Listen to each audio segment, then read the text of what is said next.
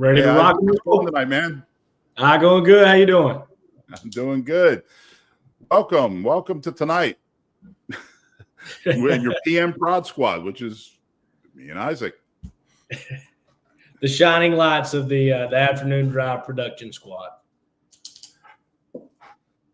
Let's see. Looking around here. Yeah, please, Isaac, take the lead here. I'm going to try to manage from behind the scenes here. All right. We're going to have Andrew Travers joining us later on tonight. He's in studio tonight, driving the boat while nobody else is there. And we got some good stuff planned, a little bit behind the scenes. We've got a few other things we want to talk about, and even some breaking news to share. I feel like Brett Winnable right now. We're even breaking Brett. I don't know if I'm that good, though. Oh, you're good. You're good, my friend. So, well, like I said, I'm Nick Lazorchek. I am the producer for the Vince Coakley radio program and for the Pete Callender show. So I'm there from 10 o'clock until 3 o'clock. And then, my friend Isaac joins me at 2. He gets he hangs over a little bit, or pre-games kind of, I guess. We prep, and then it's all you. Yeah, and then I take over the board at 3 o'clock. And I'm on the board for the Brett Winnable show, Breaking with Brett Jensen, and then the new and fantastic TJ Ritchie show. So I'm there from 3 to 9. Not counting my pregame. I get to hang out with Pete Callender and Nick every day from 2 to 3. And let's just go ahead and let's roll right into it. We got a few things to talk about here. If you've ever worked in radio, you know that it's mostly about 7 hours and 59 minutes apiece, and then 1 minute of pure chaos every day. And we'll start with you, Nick. You want to talk about your first day on the board solo, and everything. Yeah, I'm kind of the new guy. Well, until we get Travers on the line here at the bottom of the hour. I started back in July of last year. I started on a Wednesday night. My original, I was hired to be the overnight guy. Because I'm not sure everybody knows, if you've watched these before, there's somebody in the WBT studios 24 hours a day, 7 days a week. There's always somebody live manipulating what's going out there, whether we're, from 5 in the morning when Nick cracks the mic on a Monday morning until 9 o'clock when TJ shuts it down for the night and we start the Mark Levin show. There's always somebody in there though making things happen, and my job was to cover for the overnights from 9 o'clock at night until 5 in the morning. So got to listen to a lot of Coast to Coast AM, which it wasn't I used to love it when I was young and on the road, when I worked at the movie theaters back in the 90s. And, before the invention of satellite radio and stuff, when that was the one good thing you could get. Probably listened to WBT a bunch when I was in Southern Virginia and stuff like that. But so I started in July. It was a Wednesday night. So I worked Wednesday night, Thursday night, Friday night, and then I was starting my traditional Saturday shift. I woke up and it was the day that there was an attempt on Trump's life. I was getting ready to go in. It had just happened. I was like, oh, my goodness. So I ran into the studio thinking I could help. But you'll see, it was definitely very chaotic that night. Jonathan Sims, who's our overnight man, how long has Jonathan been around? He's been around there. He's been around for years. He's been around there since before I got there, and I'm going on 2 years now. So. Yeah, and he's from what he's other than TJ Boggs, he might be the number 2 senior man standing. Yeah, been around for quite a while. But anyway, he was there running because I guess Brett Winnable was on. They had him come on live. They were taking so he was from his home studio working, and I learned how to take phone calls. I must have dropped Jensen 3 or 4 times. He would call back. I'd have to go back over to the call screen. He'd yell, "What's going on?" It was crazy. That was my first. So on my third day, there was breaking news. And what I asked our boss when he was interviewing me and hiring me, I said, "Well, what happens if something happens?" late at night. And, what do I do? He goes, oh, you'll know when it happens. Call me. And I learned pretty quick what to do when something happens. Yeah. And for just a little behind the scenes, I've been doing it for a while, and having multiple callers on the air at one time is still tricky to this day. It's very tedious because if you click on somebody else and you've not got the first call locked in there, you're gonna kick that other guy. So Brett Jensen fell victim to getting kicked a few times that day. I'm sure he was very happy about it. Yeah, it was a learning experience. I can take calls a little bit better now. Yeah, because I guess I was covering for somebody. I was probably covering for Jonathan. Because I flipped to days at this point, and it was the night that we found out that we bombed Iran several months back, and so I got there, and word came down that there was a news conference, I guess at 9 or 10 o'clock at night. So I had to call our boss and said, "Hey, are we carrying this?" He goes, "Absolutely. Can you handle it?" And so you have to move things around. The other shows are still doing their thing, and it's a whole process, but it's exciting. Like you said, it's 7 hours and 58 minutes, 59 minutes of, it can be at times. Yeah. Particularly on during syndication and the late nights, like, when our boy gets on here in a little while. Yeah, I'm sorry to interrupt you. Those overnights are rough, I'm sure, as anyone who's worked the graveyard shift would know. But over there at the radio station, hour 3 of coast to coast, you getting a little it's starting to drag a little bit. But yeah, and then it was kind of, dare I say, disheartening when last year at this time I was working I was finally flying solo, and I was like, oh goodness, it's fall back day. It's what happens on fall back day. What happens on fall back day is you watch the clock automatically roll back an hour. You watch the computer automatically roll back an hour, and then Coast to Coast restarts their first hour again. It's like, oh, I got to work another hour. There's another hour before somebody comes to get me out of here.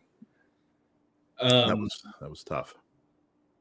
I've crazy story. My first day solo. So I trained with Tommy Frattenberg and TJ Boggs, the legendary TJ Boggs. Shout out to TJ. But so at the time, I was only working one job, so I didn't have to be at the studio until 2. So as a guy fresh out of college, I was sleeping in a good bit. And my first day was supposed to be like the next week. My first day solo, it was supposed to be like the next week or something. And I woke up at like 11:30 or something to a text chain with Brett Winterble, Tommy, and TJ and Mike. And Mike was like, is Isaac ready to go solo? And I got, TJ said, yeah, ready to go. Tommy said, yes. And then Winterble as well. He was like, yeah, we feel good about it, ready to rock and roll with him. So I wake up in a panic and get to the radio station. Everything goes good for most of it. And then the evening weather rolls around, and there's the pre-recorded weather that's already in our system that you're supposed to delete, and then we play our own, current weather. I messed that part up the first time I rolled around to it, and so this is a dreary, cold February night, and the weather comes on, and it's like we're looking at beautiful skies tomorrow with a balmy 75 here in June, and I panicked and. Kick it out of it. And that was that, the 10 seconds of sheer panic you have running the board and everything. But it's a good time. It keeps you on your toes. That panic, it gets you. Because listen, I've watched you. Your shift can be interesting at times with all the elements that you have to play. The late nights, if they're updating sports at the last second. Yeah. It comes to you got to play. You're playing it out of this side, and you're running over here. I've seen you dance, and I couldn't do it. That's for sure. I can't do it the way you can do it. It's just time. And TJ Boggs explained it to me like this. Whenever you first get in there, and there's 1,000 buttons that do 1,000 different things, and you have 3 computer screens you're looking at. it can all be overwhelming, but after a while, he explained it as you're playing an instrument, and you just you figure it out, and it just comes second nature after a while. Yeah, John Moore said the same thing to me, and I remember a couple times I filled in as a call screener when John was still with us and was on the board, and he really did. I mean, he had been there so long, he knew. I mean, he didn't even look. I mean, he's doing one thing. He's editing sound or pulling sound on the computer on the right, and he's got things moving around, and he's not even looking. And the thing is, it's just flying like beautifully. It can be an instrument. It's important to make it sound good. I mean, that's what I think the most important part of my job is to make. We're professionals. It needs to sound good. It needs to fly, and there's a lot of problems. I mean, we're dealing with lots of elements and people, and nobody's got a landline anymore. So I mean, I remember the old days when you would call into a radio station on your cell phone. They say, "Oh, hang up and go back to a landline." That's long before your time. Yeah. But nobody's got that now. And the other day we had a guest, and the guest was I was flying solo. I got the guest on. I should have done it earlier, but I did it. I was afraid how short the news was. I showed up late. This was partially my fault. Okay, but then so I'm like, okay, I've got a minute. We've got our minute. Our advertisement is in, plus weather. So I've got a minute 30 seconds to get her on the line. No problem. Boom. Get her on the line. She goes, okay, well, I'm just going to switch to my headset and I'll be ready to go. I'm like, okay, perfect. And I'm ready to put her on hold, and we lose her. And there's nothing worse than having to go to Pete and say, give me a minute, because he wants to hit, we've all got a finite amount of time to get these interviews in. And it took another 2 minutes to get them back on the phone. So we had to glamp a little bit. And that's a bummer. Then there was the time, the worst was it was NCAA tournament time. So once again, I had been working a live show maybe 3 weeks, 4 weeks at the most. And so we had a 3:00 Tar Heels game. And so we're all set. We're ready. We have everything timed out. We have Pete's, outro music. Pete's ready to go. He throws it to the game. We hit it to the game. Boom. Nothing's there. Not only is nothing there, but I have an emergency playlist. I have music ready for just that occasion, because that happened to me at night a couple times. Like Coast to Coast went down. They're not on the backup, so you're playing backup music. I can't play music. Our boss is like, get something on the air. We're trying, but I mean, we couldn't go back to the newsroom. We couldn't do it. It was just one of those things. And David, our engineer, was with us, and I was like, It was the longest 5 minutes that I think one of the longest 5 minutes I've ever worked there is when there's dead air. That light's flashing at, then people are calling, and then the guys, the TV guys, who work out at the front desk, they're coming in. Hey, there's a phone call. Are you guys having problems? It's like, yeah. Just give me a second. We're working on it. Yeah. And another little thing that you don't really think about until you're in it is, and this is something that took me a while to really get the hang of. So you have your headphones on, and you're looking for the bumper music for the next segment. You're listening to Pam Warner's traffic report. So when you got to kick it out to the spots or whatever, and you're also having a conversation with the host. So you're listening to 3 different things at once, and that takes a while to get a hang of, but it's fun. It's fun. It keeps you on your toes over there. And like Nick said, that dead air, every second of dead air feels like a minute. Yes, it's like the movie. What's that movie? Where with Matthew McConaughey, where they go out to the planet and they're only gone for a minute, but it's really been 25 years. Interstellar. That's what a second of dead air on the radio feels like. Yeah. It's like every second is worth an hour. It's rough. It's rough. Let's see. I wanted to talk about the how it gets hectic over there.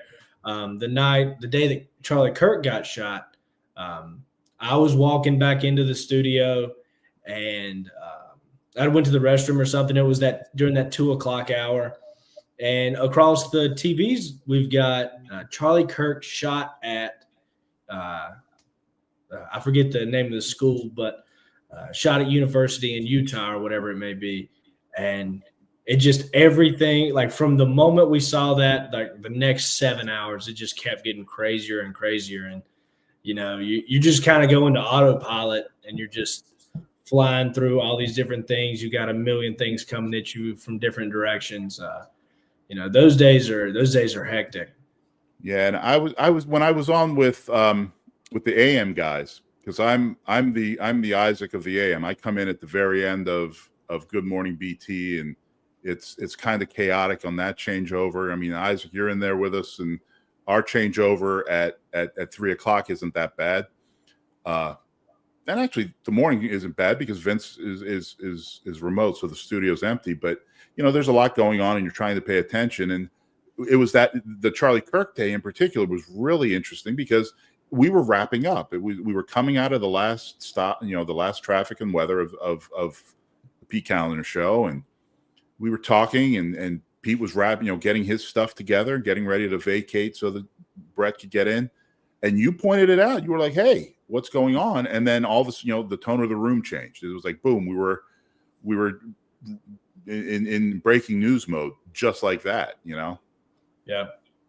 Hey, wait, Michael, good to see you again, sir. This is a good time for this. How about you take this, Isaac? So who is the most prepared host for any situation? That's a tough one. I know Pete Calendar. Pete Calendar's got stacks and stacks of notes every day that he's ready to roll through. But whenever it comes to that breaking news, everybody handles it pretty well. It's that's just to kind of fly by the seat of the pants. You're running stuff down in breaks, and you're trying to get out the best information you can. Like I said, you're just rolling with it. You're just rolling with the punches at that point. Who would you say? Well, I worked. I mean, I've worked on the morning show when some things have happened. Those guys they can switch on a dime because the morning show's a little lighter. They do their it's a bigger ensemble.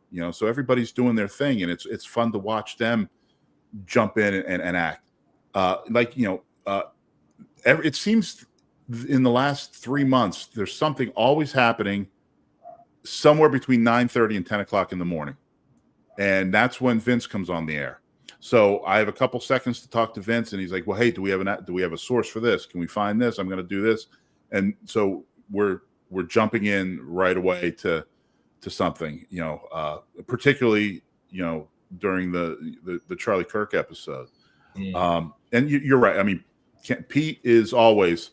I think we were talking when we were debating this. I remember one time a press release came in, and I was like, "Hey, Pete, did you have a chance to see this?" He goes, I'll look at it. And I told him about it. I sent it to him.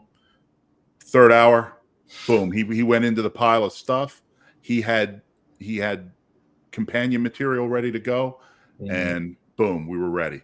And it seems too that things tend to break towards the end.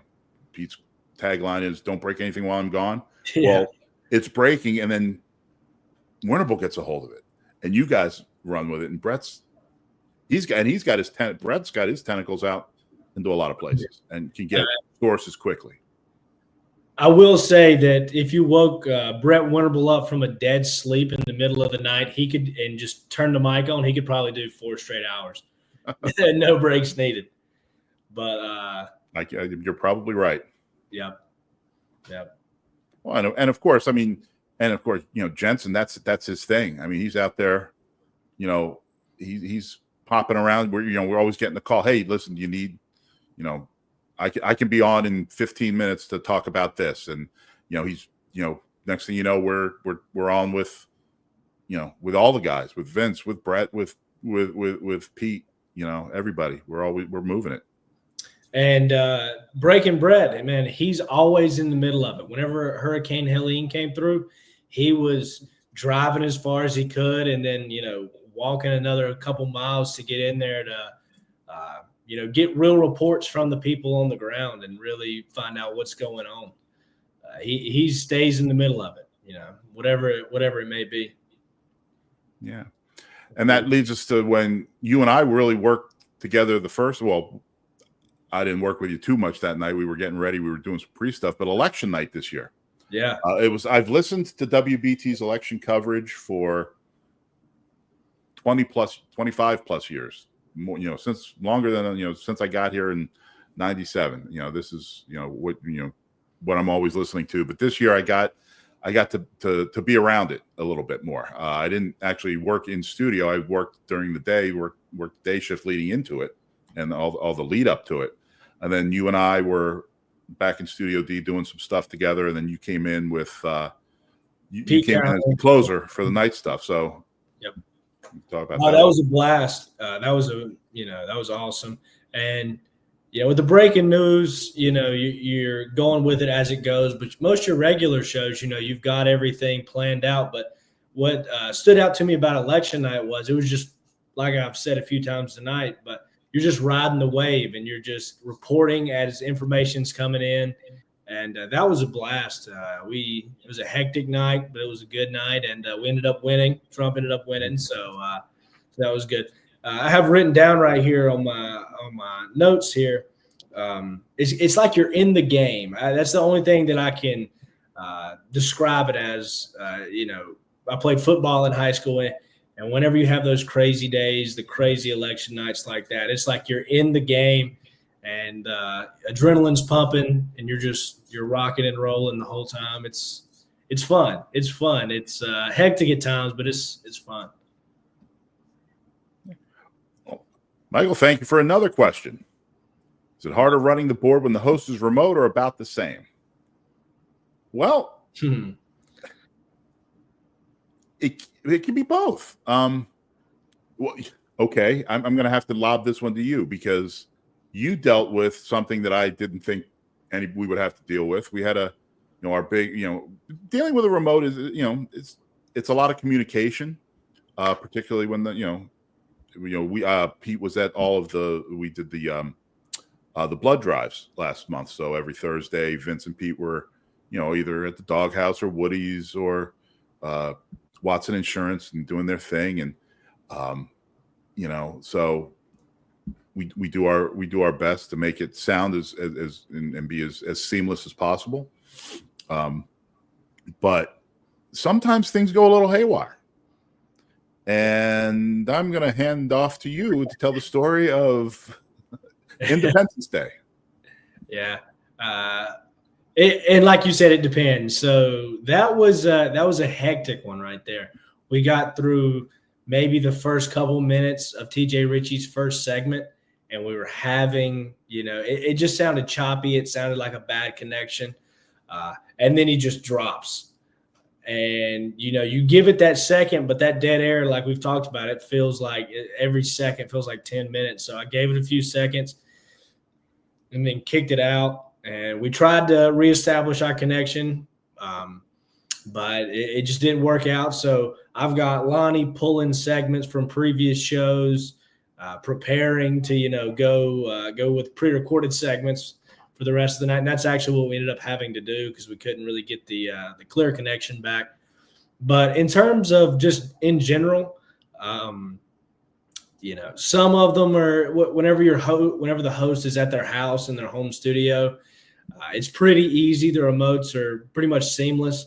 But then you get them out there at the ball field or the Roval or wherever it may be, and it can get hectic pretty quick when you got all the things happening around them and you're trying to stay in constant communication, and they've got listeners and others coming up and wanting to chat with them. And it can get hectic, but it's, like I said, it's always fun. It's always fun. We got Brett Winterble chiming in over here. And he is so true. He is. I've never worked a bad Brett Winterble remote. All seamless. And I had the good fortune of doing a Sunday remote. Yeah. Remember we had a Sunday over at the ballpark at Truist Field, and that was good. That was fun, particularly on a Sunday because it broke it up. And it was a great broadcast. It was to work it, it was great because, you know, it was. Can you see those? Yeah, I'm seeing all of it. So it's all good. Yep. So That was a beautiful Sunday too. I was out and about. Actually, I was up in Charlotte that day myself, and then as I was heading home, I was listening to the excellent production by Nick here and Brett doing his thing on there. Actually, I kept, I sent you a few bumps, but you were playing good bumps, and I actually got a ticket on the way back that day, and I personally blame you for playing good bumper music. I don't like to point fingers, but let's see. We got Winnable over here. Isaac owns the best music. Well, I've got great taste coming from both Winnable, him giving me recommendations, as well as TJ Boggs left this heck of a catalog to work with. But I enjoy it, and we get a bunch of great recommendations from our listeners as well. Yeah, I mean, Isaac does. Brett said that Isaac has the best music, and now my taste in music probably jives a little bit more with Pete. I know his library a little bit better than your library, but I'm getting there. Yeah. And you seem to always pull the good stuff. Well, I'm not really. I was never really a huge rock fan. Like, I definitely listened to some of it, especially 80s rock. I grew up on 80s rock with my parents. My mom loved it. And then old country music. My dad was a big country music guy. But once I started working with Winterable, you learn fast. And it's so funny because I only know like the first 30 seconds to a minute of these rock songs because that's all I usually ever play. Well, it's funny. I'm kind of old school is not the right word, but I like to have a long ramp. I like the music. I like to have something nice to bring everybody back into it. And it tends to be more classic rock or, current country, because modern music, it's like 3 seconds of ramp up and then boom, it's talking. Yeah. So, you don't have those long intros. Yeah. I mean, I like those 15, 30 second, maybe even depending on what it is, a minute of intro and come in, and it's fun. But I got to shout out Winnable though. He lets me run with it. I hit him with some crazy stuff. Old music, new music, really heavy stuff, and then everything in between. It's a blast. It's a blast. Okay, Michael, I'm going to ask this question. Shout out to Mike with the our friend Mike. He's been here every one of these, man. Thank you. My favorite. Yeah. Well, I'm going to plead the fifth on a lot of that. I think you can tell. My at least I tend to jive with the hosts. With you can tell. Our some people are. The text line I think has changed everything. It definitely has. The text line has changed who's calling. And more people are interacting on both sides of the spectrum, both some really good positive stuff and some real nasty stuff. I mean, people, because there are a lot of keyboard warriors out there that are just that. Some people that some are personal attacks on some of the people. Some are, the political beliefs. That's fine. That's what it's about. But I think more so than favorite or least favorite callers, it's become the text line has really been interesting to implement for me. Definitely. And I'm going to stick with you on the pleading the fifth. I won't talk about any callers that I don't love to see pop up. But I've got to shout out my boy Robert. He brings it every call. He's the man. Robert's always a good call. And I hope he's not listening, and none of y'all should tell him about this. Jim in San Diego, he's not bad. He brings it here and there. He's got some great calls in there. But there's a lot of notable callers, your repeats. You got your stands on the Winnable show. I've heard him call into Pete a few times. I don't like it. I feel like he's cheating on us, but that's neither here nor there. but we get some good ones. And just to jump over here to another comment by Michael, the weekend doesn't start until Pete's outro plays. That's funny. I love good Blackberry Smoke. I saw Blackberry Smoke long before, back on that Southern Rock cruise back in 2019. No idea when I heard that song the first time on the first night of that cruise that would be a major part of my life going forward. Yeah. So let's see. Jim does kill the show a good bit too. Well, I won't hold that back. I won't hold it back. Good point, Michael. Jim likes to take us off in tangents and go down every different kind of rabbit hole, but he's got some good calls in there. He brings it here and there once on a blue moon. What about you? Who would you say one of the most notable callers that Pete has, or that Vince has? One of your favorites? Well, I mean, I think it's an overall. It's an overall. The attorney Mike Daisley, who used to be an election night guest back with Al Gardner and stuff like that back in the early 2000s. He calls in quite often, and his conversation. He's a lawyer, so he's going to push one. And he and Pete get into some really good discussions. Some of them better than others. We have a couple of guys who alternate their names, but it's the same guy who's always looking to pick a fight. But Vince and Pete will always pick them up and always talk with them. And you know what?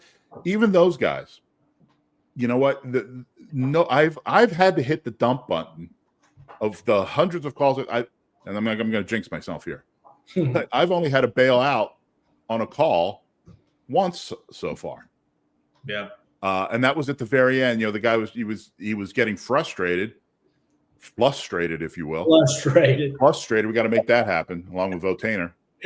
And he goes, "This is bull." And it's like, whoa, did I just hear what I heard? I was like, boom, okay, let's hit the button and see what happens.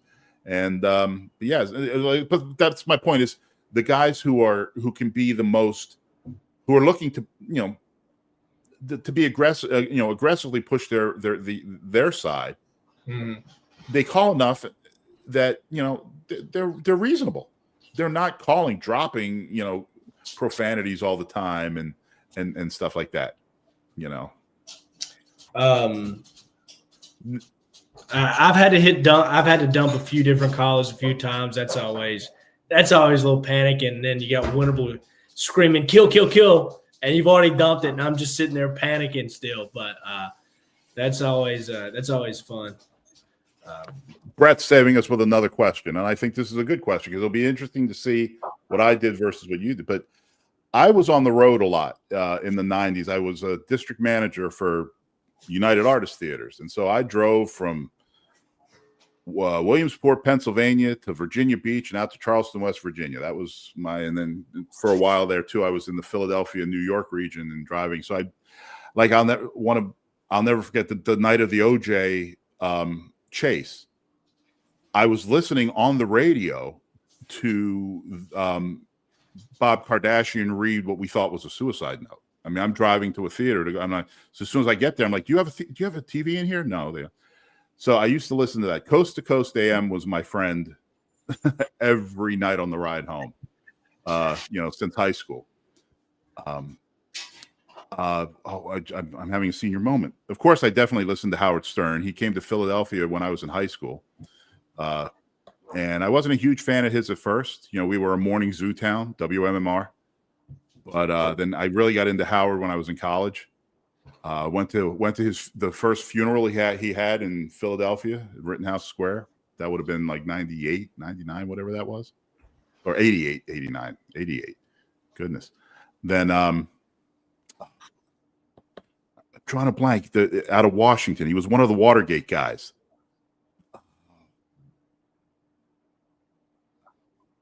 Winterble with another question, another great question here.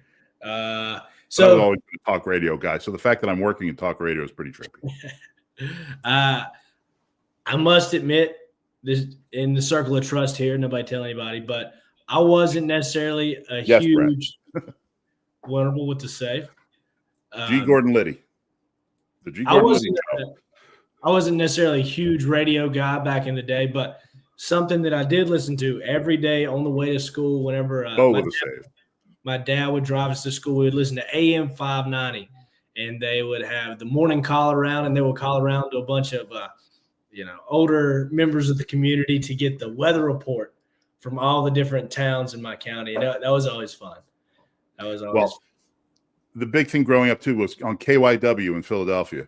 We would wait for the snow reports, and when on a snow day, but they wouldn't call out your school because it was such a big area. And unlike here, every little town was its own school, so you waited for your number.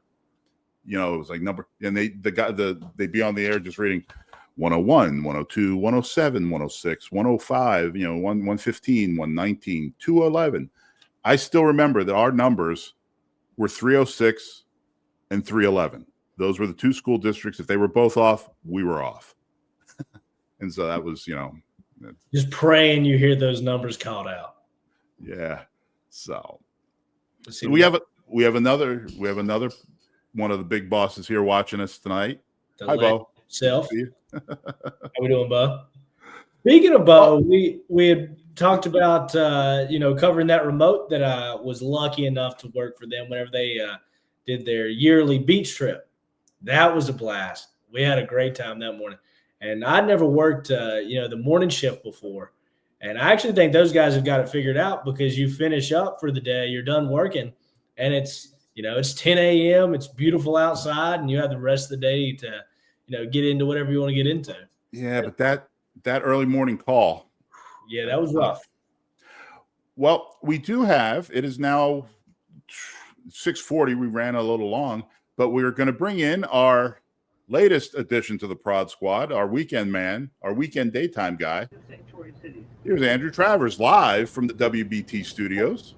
Hey. Hey, Andrew, how's it going, man? Doing well. How are y'all? Doing great. Thank you for joining us. Thanks for taking a few seconds. Absolutely. Happy to be here. Now we can share a little behind the scenes action with everybody. Yes, absolutely. I'll go ahead and get out of the way so our viewers can see the great studio setup we have here in the WBT studio. The board right behind me, the monitors, which are currently dim on my laptop camera for some reason. I promise. Yeah, that's pretty weird to see those things black. Yes. I promise they're not down. We're running our automation system wide orbit on these two monitors right here, and then I got my little monitor right here for like emails and that sort of thing, and then of course our 4 flat screen TVs in here where we put on news, anything that we want to watch in here. I got NFL football going on right now, so I got Colts Chargers right there, and then Commanders Cowboys on the last TV down there at the end. So, but yeah, that's, and you've heard all of the hosts talk about, trying, we're trying to monitor things as we go along. And, that's why, we were watching is that TV in the back that, we were talking about the day that we had the Charlie Kirk episode happen. And that was Isaac standing there. I'm sitting there working the board, getting ready to get into the next segment. And he noticed it happen because then all of a sudden, all the TVs start carrying the same thing. And it's like, whoa, it's time to, we got breaking news happening. So, Absolutely. I think that's kind of the whole thing. Like when we do have it set to news during the week, we have normally 3 news sources that we monitor in here. It's WBTV, which is the local CBS affiliate here in Charlotte, and then CNN and Fox News. And sometimes you'll see all 3 TVs just like pop up with the same story. And I think sometimes that's crazy to see, especially if it's a true breaking news story that's getting a lot of attention. You see just every station start covering it, and it's like, holy cow, this is a big time event. Yeah. When you see every TV switching to that one story, it's something big. It's something that we're going to be kept covering heavy on the radio station.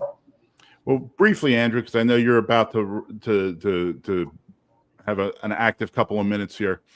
What was your first day, or have you had a oh my goodness type moment? We both talked about ours. I don't know if you were listening, but everybody has one. Everybody, that's what even when they told me when I was hired. Hey, listen, you're gonna have a day that it's just gonna happen, and things are gonna explode. What was yours?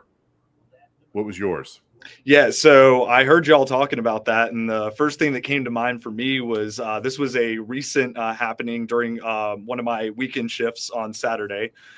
So as part of the one of the weekend board operators, I'm responsible for running the UNC Tar Heel football broadcast that we get via syndication through Learfield.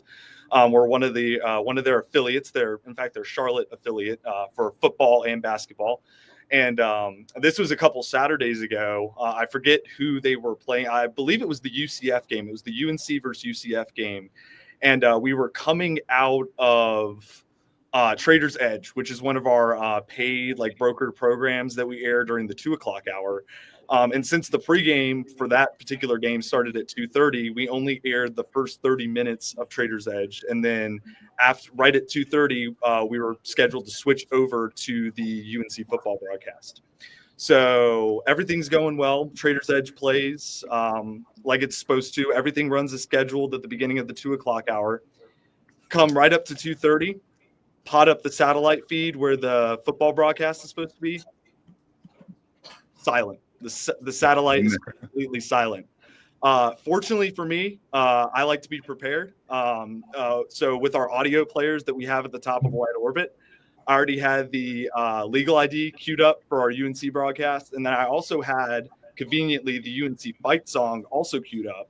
So fortunately, I kind of had that in my back pocket. So immediately when I heard nothing coming over the satellite, nothing coming over our backup feed on our other audio link, basically just potted up the UNC fight song, had that playing for about 15 minutes in total when everything was said and done, made a phone call to the boss man, said, hey, we're not getting anything off the satellite. He in turn contacted our David, our engineer, our wonderful engineer, by the way. And we were back up and running via the satellite within 15 minutes. I had to play it off a secondary feed for a little bit, but satellite feed was up and running in 15 minutes, and we were able to air the rest of the game. But like you were saying earlier, that dead air, when it first got there and there was nothing coming over the satellite, it was kind of like my heart sank, because I was like, normally, I had run 2 games prior to that. I was so used to sound coming out right as the switchover happened. And when I heard nothing coming out of that satellite feed, it was like, what the heck is going on?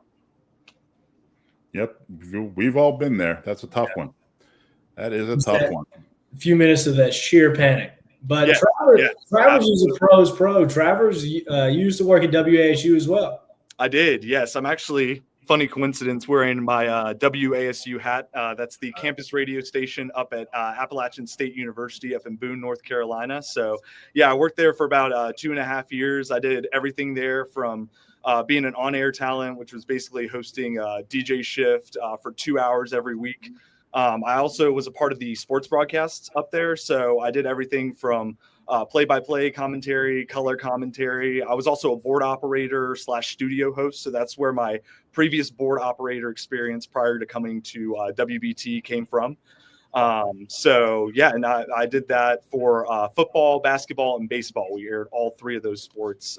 We did student broadcasts for all 3 of those sports. So I gratefully enjoyed my time up there at WASU, and that's ultimately what led me here to WBT. Yeah. What made you interested in radio, and what made you want to get into it?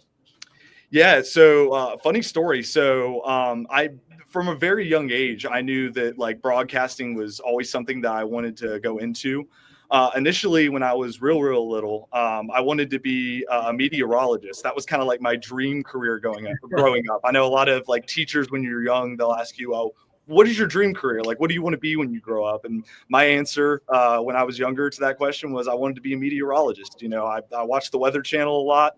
My mom would put it on whenever I was trying to take a nap and that sort of thing. So that was something that really kind of grabbed a hold of me from a young age. And then as I started to grow older, I started getting into watching sports, NFL, college football. I used to see the guys commentating, doing play-by-play, Al Michaels, for example, was a commentator that stuck out to me in my younger years. Is, hey, I might want to be like this guy someday. And then that evolved into high school when I used to drive into high school in the mornings. I used to listen to Kiss 95.1, which is one of the local pop stations here in Charlotte. Manny, Roy, and Loren was the morning show that was going on whenever I was in high school. So I used to listen to them driving into high school. And I would say that's really what made me click for radio, is listening to their morning show, just hearing them joke around every single morning and having a good time and really enjoying doing broadcasting as a profession. And that's what really motivated me to want to pursue that in college, get involved with the campus radio station in App State. And now here I am. Cool. Excellent. Well, great one. Thanks for joining us this evening. Appreciate the view from the legendary Ty Boyd Studios there. Absolutely. And a beautiful evening. And hope you're almost. Thank you for having me. Appreciate it. Still got a few more hours. Hope you have a great. I hope everything goes smooth. I appreciate it. Enjoy it. We don't have Our American Stories on Sundays anymore, do we? Not on Sundays. No, that's on Saturdays. I love that show. So yeah, we're actually running Jesse Kelly right now, and then we'll be going into Ben Ferguson. The Jesse Kelly show. Yes. It's actually Chris Crock filling in today for Jesse Kelly. But I think Chris Crock, he's awesome. Yeah, we've all worked with him as a fill-in. I think I saw his name on the calendar coming up. I'm not 100% sure. Oh, coming up? I didn't know we had him. It might be. I think we might be. There was a new calendar came out on Friday. It's always being updated. Things are always moving. Well, like I said, Andrew, go do your thing, man. We appreciate your time. Absolutely. And we'll talk to you soon. All right. Absolutely. Have a good one. All right. Y'all as well. Have a good one. That was the infamous Andrew Travers joining us there from the beautiful studio. And I don't know if y'all caught it while he was there, but you could actually see the phone lines where you pot them up, and we have those two different stacks, and that ties back to our story earlier about trying to get two people on the line at once is hectic. Michael, thank you so much for the question. As a matter of fact, yes. I mean, D'Alessandro's was, before it became super popular, it was always a thing. My younger brother was a very good basketball player, and he played in this thing called the Sunny Hill League, which was a Philadelphia. It was like a pre-step before AAU ball. I mean, not everybody was playing AAU ball at 6 years old like they are now. This was and we would drive by D'Alessandro's if I was with him and my dad coming back from a game or a practice or whatever. That was in a part of town going out towards where we lived. So yeah, D'Alessandro's we would hit pretty regularly. They were great. I used to live. My first apartment in college, after we moved out of the dorms, my roommate and I lived at Broad and Washington, which is 6 blocks away from the corner where Pat's and Gino's is. So we would go down there. You would always have to make a pilgrimage down there. Fun fact: the only day they're closed, Pat's and Gino's, New Year's Eve and the first half of New Year's Day, because they are in the Mummers Day Parade. They're big Mummers, for anybody who knows in Philadelphia what the Mummers are. And then but for what it's worth, every little pizza place and stuff like that is a good cheesesteak up there. Now it's been almost 30 years since I left, but when I go back, with or without, you got to go.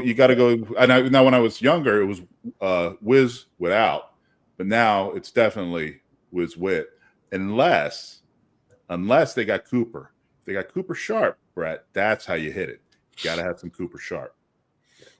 And green peppers do not go on a cheesesteak.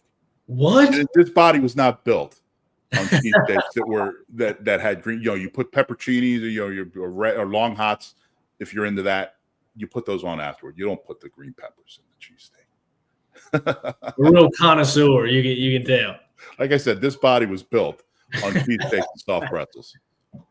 Back when they used to, after a concert, they say, "What the heck, 4 for $1?" and you get your 4 pretzels and your road beer. What are you putting on the pretzel? Are you going mustard on the pretzel or what? Yeah, I'm not a mustard guy. Not a mustard guy? Mustard skeeves me. No, I'm not a mustard guy. Just the dry pretzel, just you and the pretzel. Oh, yeah, man. Yeah. Well, see, now that's the other thing. My apartment, that same apartment I told you about, that was about 3 blocks down and 2 blocks over was the Federal Street Pretzel Company, where you could go and get them right off the line.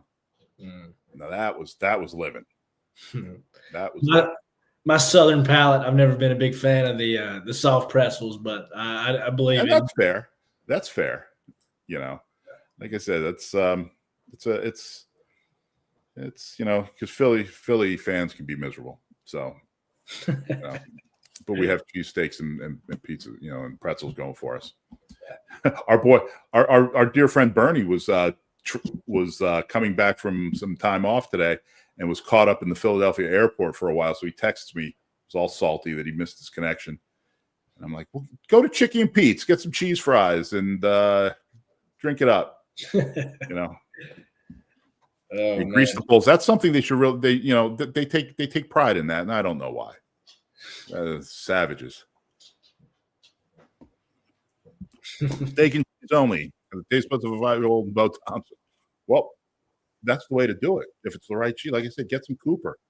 Even white American, that's a cheesesteak, my friend. That is. I need you to whip me up a Nick special cheesecake one day. Listen, you know what? Because I found out that what is it? BJ's sells the Cooper Sharp cheese, which that wasn't a big thing when I was younger and when I lived up there when I was growing up, but now it's become a thing. And my son I don't know how it happened, but my son is a huge Phillies fan, and so we've gone. We go up to catch a game every so often, and I'm trying to fine tune his cheesesteak tastes. But even he admits, he goes, some of the cheesesteaks around here, I can make a better one here at home. And so when you come down and we play some golf, well, instead of the steak dinner I promised you, I'll whip you up I would prefer the chick special. But see, I'm gonna be honest with you. I never knew that green peppers weren't supposed to be on a cheesesteak. That's the way I've always had them. It's funny. Like, I mean, even when I was a kid and I would travel, I'd go, oh, there's a cheesesteak on the menu. I'll try them. I was like, well, why did I do that? That's, because even before at school, in high school, the cafeteria would have cheesesteaks on whatever day it was. And they're probably better than half the things you can get out. But we had food trucks in front of every building, a temple back then. And they all had, you get a better cheesesteak out of a truck. I think I've only had one, what I guess you would consider a proper cheesesteak in my life. I went up to Philadelphia on a 7th grade field trip, up the East Coast. And I had one with the whiz the whole way, no peppers. It was good. There were some guys that brought some cheesesteaks to the morning show a couple of months back. And there was one was being held back for somebody that they shared with me a little piece of, and that was good. Passenger, that's for the tourists, Brett. Like I said, Delisandro's is real. Tony Luke's is pretty good. There's a place up in a town called Lansdale called Ray's.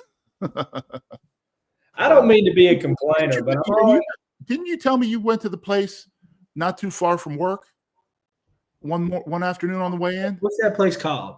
Chet's? What? Chet's or something like Chubby's? Oh yeah, Chubby's is the one who brought them to the morning show. His cheesesteaks were very good. Man, I don't like to complain. The morning show is always getting some food. They're getting some donuts. They're getting some cheesesteaks. Us in the afternoon, I'm just hoping Brett Winterble throws. That's when you're good to everybody. That's a good point. Brett. I'm just kidding. Yeah, it's after hours. It's tough to break through after hours for us. But and then the same thing too when by the time all the good sandwiches were gone when Brendan went to the Whataburger for his breaking Whataburger story. And he brought in a bag and there was all sorts of Whataburger, and then I think the only thing left was like a veggie burger or something. It was it got hit hard by the time I got there. And yeah, Brett's always Always bringing you water. He does. He does give me water. If it He wasn't brings that big old bag of water in. yeah, I would have already dehydrated and withered Blue. away. The Le Bleu. He gives me a Le Bleu a day. It's actually all of my payment, all my compensation for working there. I get one Le Bleu a day. Oh. Well, What do you think, Nick? I think this has been a great hour. I appreciate everybody who might be out there listening or paying attention. Isaac, man, it's not only was it a pleasure to work with you tonight, but it's a pleasure to work with you every day. When the fact that I've gotten to work with you now, a little bit every day, it's a blast. Oh yeah. So, Bo, I have a question. There was a cafeteria downstairs apparently back in the old days at one Julian Price Place, and how did they have enough bathrooms? I mean, there's the place isn't nearly as busy as I think it used to be, and then the cafeteria, my goodness, sometimes there's a line. Yeah. But Pete was telling me about the cafeteria once. Yeah, and I was like, "You got to be kidding! That place was pretty wild. That must have been an interesting time to have been there. I mean, like I said, I love talking to Bo about because I like hearing about the quote unquote olden days or the history, and even like I get to hang out for a couple seconds, like I said, at the end of the morning show, and on Fridays, John Hancock is in there, and then they could just wind up, going off down in their own rabbit hole talking. And, sometimes I get to catch a little piece of it. And it's just, it's hearing that the long history of the radio station, of that building, of the people that have come and gone through there.